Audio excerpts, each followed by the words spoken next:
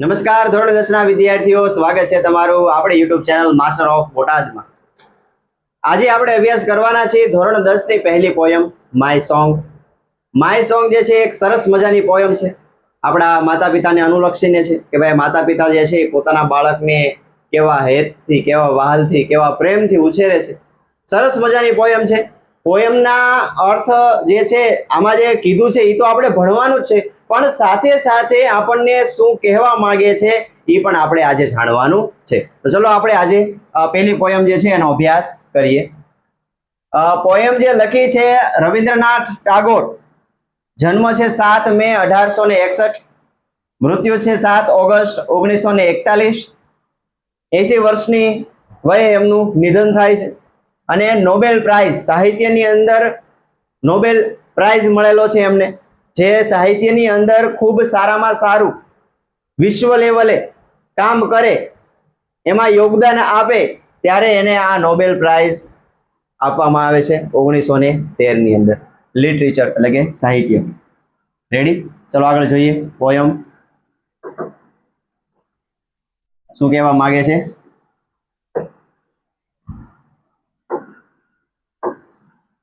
This song એટલે કે આ ગીત, ઓફ માઇન એટલે મારું, વિન્ડ એટલે કે વીંટળાવું,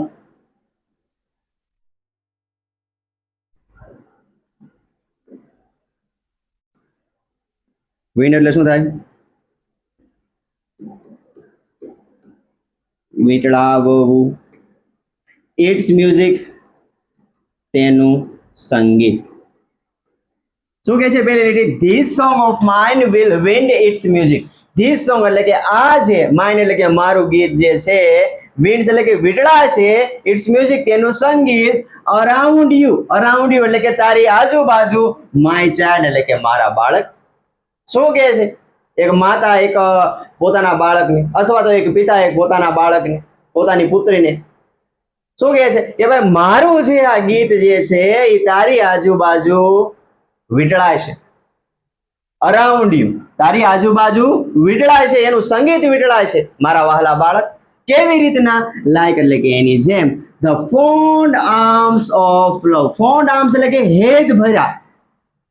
ફોન્ડ આર્મ્સ ઓફ લવ, હેત ભર્યા પ્રેમાળ હાથ, જાણે એક માતા જે છે એ પોતાના બાળકને વહાલ કરે, પોતાના બાળકને ભેટે, એવી રીતના મારું જે આ ગીત જે છે એ તારી આજુબાજુ વીંટળાશે.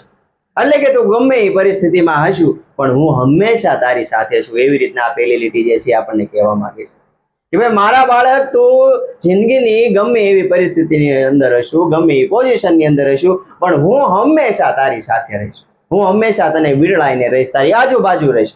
એવું કહેવા માંગે છે. ફરીવાર જોઈ લઈએ શું કહેવા માંગે છે. ધી સોંગ ઓફ માઇન, કે ભાઈ આ મારું ગીત જે છે, એનું મ્યુઝિક જે છે, એનું સંગીત જે છે એ વીંટળાય છે તારી આજુબાજુ મારા બાળક. તેની જેમ જાણે કે એક હેત ભર્યા, એક પ્રેમાળા હાથ જે છે એ માતા પિતા જે પોતાના સંતાનને ભેટતા હોય, એવી રીતના મારું આ મ્યુઝિક જે છે, મારું આ સંગીત જે છે એ તારી આજુબાજુ વીંટળાય છે. રેડી? ચલો આગળ જોઈએ. This song of mine, this song એટલે કે આ ગીત, માઇન એટલે કે મારું, વિલ ટચ એટલે સ્પર્શ કરશે. કેને સ્પર્શ કરશે? યોર ફોરહેડ એટલે કપાળ, લલાટ. Like a kiss of blessing એટલે કે આશીર્વાદના ચુંબન.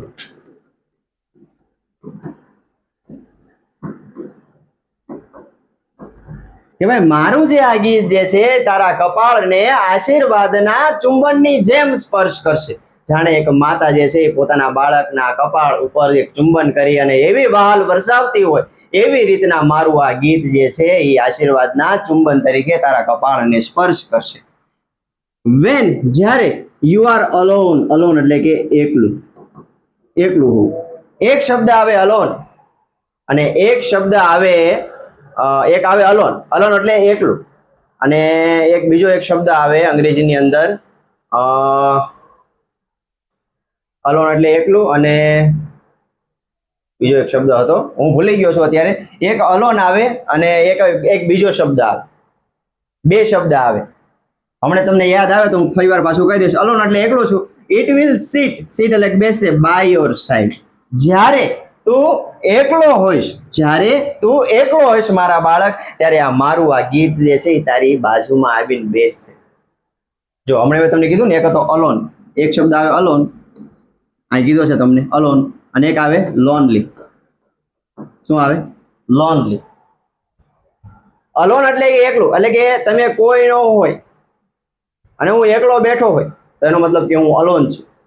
પણ લોનલી, લોનલી એટલે તમે આજુબાજુ તમારા મનપસંદ બધા વ્યક્તિઓ હોય પણ તેમ છતાંય તમને એવું લાગે કે ભાઈ કોઈક નથી, એનો મતલબ કે તમે લોનલી છો, તમે એકલા છો. કે ભાઈ તમને એવું લાગે કે આ વ્યક્તિ મારી પાસે હોય તો વધારે સારું, તો એ તમે શું છો? તમે લોનલી છો. રેડી? ચલો આગળ જોઈએ કે ભાઈ મારું આ ગીત જે છે તારી બાજુમાં બેસશે ક્યારે? કે જ્યારે તું કેવો હોઈશ? અલોન હોઈશ, જ્યારે તું એકલો હોઈશ મારા બાળક, જ્યારે તારી આજુબાજુ કોઈ નહીં હોય, જ્યારે તને બધી પરિસ્થિતિ બધા લોકોથી તું એકલો પડી ગયો હશું, ત્યારે આ મારું ગીત જે છે, મારી શિખામણો જે છે, મારી ભલામણો જે છે, મેં તને જે પણ કાંઈ શીખવું છે એ બધું તને યાદ આવશે. એવી રીતના મારું આ ગીત જે છે એ તારી બાજુમાં આવીને બેસ. એનો મતલબ એવો છે. સાઈડ એન્ડ વિસ્પર, વિસ્પર એટલે કે ગણગણવું, ઇન યોર ઇયર, સાઈડમાં આવીને બેસશે અને તારા કાનની અંદર ગણગણશે. શું કીધું? કે ભાઈ મારું જે આ ગીત જે છે એ જ્યારે તું એકલો હોઈશ ત્યારે તારી બાજુમાં આવીને બેસશે અને તારા કાનની અંદર ધીમેથી ગણગણશે. એટલે મેં તને જે પણ કાંઈ શિખામણો આપી છે, મેં તને જે પણ કાંઈ સૂચનો આપ્યા છે એ તને યાદ આવશે અને તને એ પરિસ્થિતિમાંથી બહાર નીકળવામાં મદદ કરશે. રેડી? ચલો આગળ જોઈએ. When you are in the crowd, crowd એટલે કે ટોળામાં, જ્યારે તું ટોળામાં હોઈશ, ઇટ વિલ ફેન્સ, ફેન્સ એટલે થાય રક્ષણ. શું થાય? રક્ષણ. યુ અબાઉટ વિથ અલુફનેસ, અલુફનેસ એટલે કે દૂર કરીને, દૂર કરીને અથવા તો દૂર રાખીને. કે ભાઈ જ્યારે તું ટોળામાં હશું ત્યારે એ ટોળું જે છે એનાથી તારું રક્ષણ કરશે, તને મુશ્કેલીઓથી, તને પ્રોબ્લેમથી દૂર રાખીને. એટલે શું કહેવા માંગ્યા છે આખી લાઈન? કે માની લો કે જ્યારે જ્યારે તારી ક્રાઉડ એટલે કે જ્યારે જ્યારે તારા જીવનની અંદર મુશ્કેલીઓ આવશે, જ્યારે જ્યારે તું એવી કોઈ સિચ્યુએશનની અંદર ફસાઈ જઈશ, ત્યારે આ મારું જે ગીત જે છે એ તારું રક્ષણ કરશે. એવી પરિસ્થિતિની અંદર પણ હું તને એ જે મુશ્કેલી જે છે એનાથી દૂર રાખીશ અને તારું રક્ષણ કરીશ. રેડી?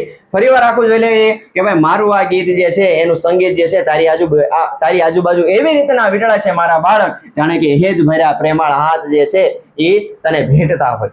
મારું આ ગીત જે છે એ તારા કપાળને આશીર્વાદના ચુંબનની જેમ સ્પર્શ કરશે. અને જ્યારે તું એકલો હોઈશ, જ્યારે તારે આજુબાજુ કોઈ નહીં હોય, ત્યારે તારા બાજુમાં બેસશે એન્ડ વિસ્પર એટલે કે તારા કાનમાં અંદર ધીમેથી ગણગણશે અને તને તારું માર્ગદર્શન કરશે. અને કહે છે કે van are in the crowd, જ્યારે તું ટોળામાં હોઈશ ત્યારે તારું એ મુશ્કેલીઓથી, અહીંયા ક્રાઉડ એટલે ટોળાનો, ક્રાઉડ જે છે એનો મતલબ આપણે શું લેવાનો છે? મુશ્કેલીઓ. કે ભાઈ તારા જીવનની અંદર જ્યારે જ્યારે મુશ્કેલીઓ આવશે, તને જ્યારે ખબર નહીં પડે, ત્યારે આ મારું ગીત જે છે એ મુશ્કેલીઓથી તારું રક્ષણ કરશે અને એને દૂર રાખશે. રેડી? ચલો આગળ જોઈએ.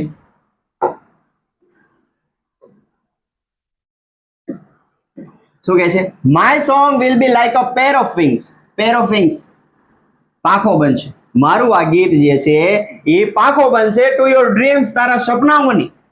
મારું આ જે ગીત જે છે તારા સપનાઓની પાંખો બનશે. એટલે કે આપણને, તમને ખબર જ છે કે આપણે ભાઈ બધા લોકોએ કંઈક ને કંઈક બનવાના સપના જોયા હોય. કોઈ ડોક્ટર બને, કોઈ એન્જિનિયર બને, કોઈ પોલીસ બને, પણ એ સપનાઓને સાકાર કરવામાં કોણ મદદ કરે? તો કે તમારા મમ્મી અને તમારા પપ્પા.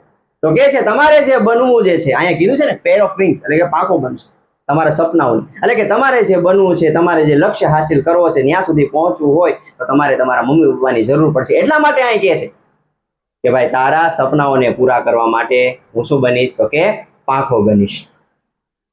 ઇટ વિલ ટ્રાન્સપોર્ટ, ટ્રાન્સપોર્ટ એટલે કે લઈ જવું, ટ્રાન્સપોર્ટ એટલે શું થાય? લઈ જવું. યોર હાર્ટ, તારા હૃદયને, ધ વર્જ, વર્જ એટલે કે છેડા સુધી, છેડા સુધી, ટુ અનનોન, અનનોન એટલે કે અજાણ્યા. મારું જે આ ગીત જે છે એ તારા હૃદયને એક છેડા સુધી લઈ જશે. કેવા છેડા સુધી? અજાણ્યા છેડા સુધી. એટલે કે એનો કહેવાનો મતલબ શું છે? એટલે કે તારે જે લક્ષ્ય હાસિલ કરવાનું છે, તારે જે બનવાનું છે, તારે જે મંજિલ ઉપર પહોંચવાનું છે, એ મંજિલ સુધી પહોંચતા પહોંચતા વચમાં કેટલાક એવા વળાંકો આવશે, એવી પરિસ્થિતિઓ આવશે જ્યારે તને ખબર નહીં પડે કે ભાઈ મારે શું કરવું છે, શું નહીં. એવી પરિસ્થિતિની અંદર પણ હું તારા સપનાઓની પાકો બનીશ અને તને તારા મંજિલ સુધી લઈ જઈશ, તને તારા લક્ષ્ય સુધી લઈ જઈશ. અને મારા દીકરા, મારા દીકરી, તને જે બનવું છે એને હું તને બનાવીશ. તારે જે બનવું છે એ હું તને બનાવીશ. તારે ડોક્ટર બનવું છે, એન્જિનિયર બનવું છે, લોયર બનવું છે, ટીચર બનવું છે, તારે જે પણ કાંઈ બનવું છે, તારો જે પણ કાંઈ લક્ષ્ય જે છે એ પૂરું કરવામાં હું મદદ કરીશ. એટલા માટે કહે છે કે ભાઈ તારા સપનાઓની હું પાકો બનીશ અને અજાણ્યા છેડા સુધી તારા હૃદયને લઈ જઈશ. એટલે કે જે મંજિલ તે તારી નક્કી કરી છે પણ એ તને ખબર નથી ભાઈ મંજિલ પહોંચવામાં એ રસ્તો અજાણ્યો છે, તને ખબર નથી કેટલી પરિસ્થિતિ વિકટ આવવાની છે, કેટલી સમસ્યાઓ આવવાની છે, કેટલી મુશ્કેલીઓ આવવાની છે, પણ એ સપનાની હું પાકો બનીશ અને હું તને ત્યાં લઈ જઈશ. રેડી? ચલો આગળ જઈએ. It will be like a faithful. Faithful એટલે થાય વિશ્વાસુ. વિશ્વાસુ સ્ટાર એટલે કે તારો. ઓવરહેડ, ઓવરહેડ એટલે કે ઉપર, માથાની ઉપર હોય એટલે શું કહેવાય? ઓવરહેડ. આપણે આકાશની અંદર તારા હોય, આપણે ક્યાં હોય? માથાની ઉપર. આપણે જોવું તો આમ ઊંચું કરીને આપણે જોઈએ. વેન એટલે કે જ્યારે. ડાર્ક નાઇટ, અંધારી રાત, અંધારી રાત્રિ, અંધારી રાત્રિ is over your road. Over your road એટલે કે રોડ એટલે થાય માર્ગ અથવા તો રસ્તા પર. તારા રસ્તા પર. જો આનું ગુજરાતી જ્યારે જ્યારે વેન આવે ને એટલે ગુજરાતી એનું અહીંથી શરૂ થાય કે ભાઈ van dark night is over your road, કે ભાઈ તારા રસ્તા પર જ્યારે અંધારી રાત છવાઈ જશે, તને શું કરવું છે એ નહીં સમજાય. તારા રસ્તા પર અંધારું છવાઈ જશે, તને ખબર નહીં પડે કે ભાઈ મારે હવે આગળ શું કરવું, ત્યારે હું શું બનીશ? તો કે છે it will be like a faithful star. તારે હું વિશ્વાસુ તારો બનીશ. ત્યારે હું વિશ્વાસુ તારો બનીશ અને તારી જે મંજિલ છે ત્યાં સુધી પહોંચવા માટે હું તને માર્ગ પ્રકાશિત કરીશ. વિચાર કરો, આવું એક મા બાપ સિવાય કોણ બીજું વિચારી શકે? કીધું ને કે ભાઈ તારા રસ્તામાં જ્યારે અંધકાર છવાઈ જશે, તારા જીવનની અંદર અંધકાર છવાઈ જશે, જ્યારે તને ખબર નહીં પડે શું કરવું છે, શું નથી કરવું, ત્યારે હું તારું માર્ગદર્શન કરી. કઈ રીતના માર્ગદર્શન કરશે? તો કે એક વિશ્વાસુ તારો બની અને તારું માર્ગદર્શન કરીશ. અહીંયા ઇટ્સ નો મતલબ શું છે? ઇટ નો મતલબ શું છે? મારું આ ગીત. મારું આ ગીત જે છે, મારું આ ગીત એટલે શું? મારી આ શિખામણો, મારી આ ભલામણો, મારા જે સૂચનો છે, મેં તને જે સમજાવ્યું છે એ બધું, એ એટલે મારું ગીત. રેડી? ચલો આગળ જોઈએ. My song will seat. Seat એટલે કે બેસશે. The pupils. જો પ્યુપિલ્સ એટલે અહીંયા વિદ્યાર્થી નહીં, અહીંયા થાય કીકી. શું થાય? કીકી. આંખની જે કીકી હોય તે. યોર આઈઝ, તારા આંખની. And will carry your site. Site એટલે થાય દ્રષ્ટિ. Into the heart of the thing. જો શું કીધું? My song will sit in the pupils of your eyes. કે ભાઈ મારું આ જે ગીત જે છે એ તારી આંખની કીકીની અંદર બેસશે. મારું જે આ ગીત જે છે એ તારી આંખની કીકીની અંદર બેસશે અને વિલ કેરી જે તને લઈ જશે યોર સાઇટ એટલે કે તારી દ્રષ્ટિને to the heart of the thing. Heart of the thing એટલે થાય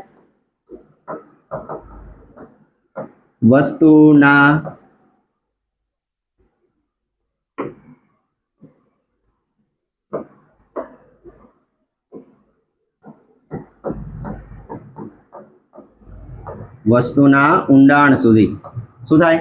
હાર્ટ ઓફ ધ થિંગ એટલે કે વસ્તુના ઊંડાણ સુધી, કે જે વસ્તુની આપણને ખબર ન પડતી હોય એ વસ્તુના ઊંડાણ સુધી, એના હાર્દ સુધી એ શું કહેવા માંગે છે, પરિસ્થિતિ શું કહેવા માંગે છે, કઈ રીતના ઉકેલાય છે, એના હાર્ટ સુધી, એના હૃદય સુધી હું તને લઈ જઈશ. શું કહે છે કે ભાઈ મારું જે આ ગીત જે છે એ તારી આંખની કીકીની અંદર બેસશે અને તને ક્યાં લઈ જશે? તો કે દરેક વસ્તુઓની અંદર સુધી લઈ જશે, કે જે તને નથી સમજાતું, જે તને નથી આવડતું, એ કઈ રીતના સોલ્વ કરવું, કઈ રીતના પાર પાડવું, કઈ રીતના એ મુશ્કેલીઓને પરાસ્ત કરવી. મારું જે આ ગીત જે છે એ તારી આંખોની કીકીની અંદર બેસશે અને તને માર્ગદર્શન આપશે કે ભાઈ આગળની પરિસ્થિતિ જે છે એ કઈ રીતના આપણે હેન્ડલ કરવાની છે. રેડી? છેલ્લી લાઈન મોસ્ટ આઈએમપી અને બહુ બધું કહી જતી હોય એવી લાઈન. શું કહે છે? And when my voice. And when my voice એટલે કે જ્યારે મારો અવાજ ઇઝ સાયલેન્ટ. સાયલેન્ટ એટલે કે બંધ થઈ જશે. In death. ડેથ એટલે કે જ્યારે મારું મૃત્યુ થશે. મારો અવાજ જે છે એ બંધ થઈ જશે જ્યારે મારું મૃત્યુ થશે. માય સોંગ વિલ, મારું આ ગીત જે છે એ સ્પીક એટલે કે બોલશે in your living heart. Living heart એટલે તારા જીવંત હૃદય. કદાચ મારું મૃત્યુ થઈ જશે, હું બોલતો બંધ થઈ જઈશ, તેમ છતાં પણ મારું આ ગીત જે છે એ તારા હૃદયની અંદર હંમેશા માટે જીવંત રહેશે. એટલે કે મેં તને જે પણ શીખવાડ્યું છે એ તને હંમેશા યાદ રહેશે. હું હંમેશા મૃત્યુ પામ્યા પછી પણ તારું માર્ગદર્શન કરતો રહીશ કે કરતી રહીશ. કેટલું બધું કહી જઈશ. કોણ કે આવું કે મૃત્યુ પછી પણ હું તારી સાથે રહીશ, હું તારું માર્ગદર્શન કરીશ. આ એક માતા અને પિતાના વિચારો જ કરી શકે. એનું જ તે માર્ગદર્શન જે છે, એનું જ તે જે પણ કાંઈ સિચ્યુએશનમાંથી આપણને બહાર કાઢવાનો જે પ્રયત્ન જે છે એ આપણા માતા પિતા સિવાય કોણ કરી શકે. એટલા માટે અહીંયા કહે છે કે ભાઈ જ્યારે મારું મૃત્યુ થશે ત્યારે મારું આ ગીત જે છે એ તારા હૃદયની અંદર ધબકશે. વિચાર કરો કેવી એક અદ્ભુત રચના રવિન્દ્રનાથ ટાગોરની. ફરીવાર આપણે જોઈ લઈએ આ પેરેગ્રાફ કે ભાઈ મારું જે આ ગીત જે છે એ તારા સપનાઓની પાંખો બનશે અને તને એ તારા હૃદયને એના છેડા સુધી લઈ જશે, તારા મંજિલ સુધી લઈ જશે. કે જે તને ખબર નથી કે ભાઈ મંજિલની અંદર, એ લક્ષ્યની અંદર તારે કેવી કેવી મુશ્કેલીઓનો સામનો કરવાનો. It will be like a faithful star over your head when dark night is over your road. કે જ્યારે તારા જીવનની અંદર, તારા રસ્તા ઉપર જ્યારે અંધકાર છવાઈ જશે, અંધારી રાત આવી જશે, ત્યારે એક વિશ્વાસુ તારો બની હું તારું માર્ગદર્શન કરીશ. અને મારું આ જે આ ગીત જે છે એ તારી આંખની કીકીની અંદર બેસશે અને તને કોઈ પણ વસ્તુઓના હૃદય સુધી લઈ જશે, એના ઊંડાણ સુધી લઈ જશે. અને જ્યારે મારો અવાજ જે છે એ સાયલેન્ટ થઈ જશે, જ્યારે મારું મૃત્યુ થઈ જશે, ત્યારે આ મારું ગીત જે છે એ તારા હૃદયની અંદર હંમેશા માટે જીવંત રહેશે. મારી જે આ શિખામણો જે છે એ હંમેશા તને યાદ રહેશે. આવું આ ગીત છે. એક માતા જે છે એ પોતાના પુત્રને કે પુત્રીને કે એક પિતા જે છે એ પોતાના સંતાનોને કે. માતા ઉપર તો ઘણું બધું લખાયેલું છે, આપણને ખબર જ છે. દુલાભાઈ કાગની એક નાની એવી રચના છે કે ભાઈ મોઢે બોલું માં અને સાચે નાનપણ સાંભળે, પણ મોટપની મજા મને કડવી લાગે કાગડા. રેડી? તો સરસ મજાની આ રચના હતી રવિન્દ્રનાથ ટાગોરની. આપણે જોઈ કે ભાઈ કાવ્યનો અર્થ શું છે અને સાચા અર્થમાં એ આપણને શું કહેવા માંગે છે. રેડી? તો કાવ્ય જે છે એ જો ગમ્યું હોય તો લાઈક કરી દેજો, શેર કરી દેજો, કોમેન્ટ કરી દેજો. જો ચેનલમાં નવા હોય તો સબસ્ક્રાઇબ કરી દેજો. ફરી મળીશું આવતા લેક્ચરની અંદર. ત્યાં સુધી નમસ્કાર, જય હિન્દ, જય ભારત.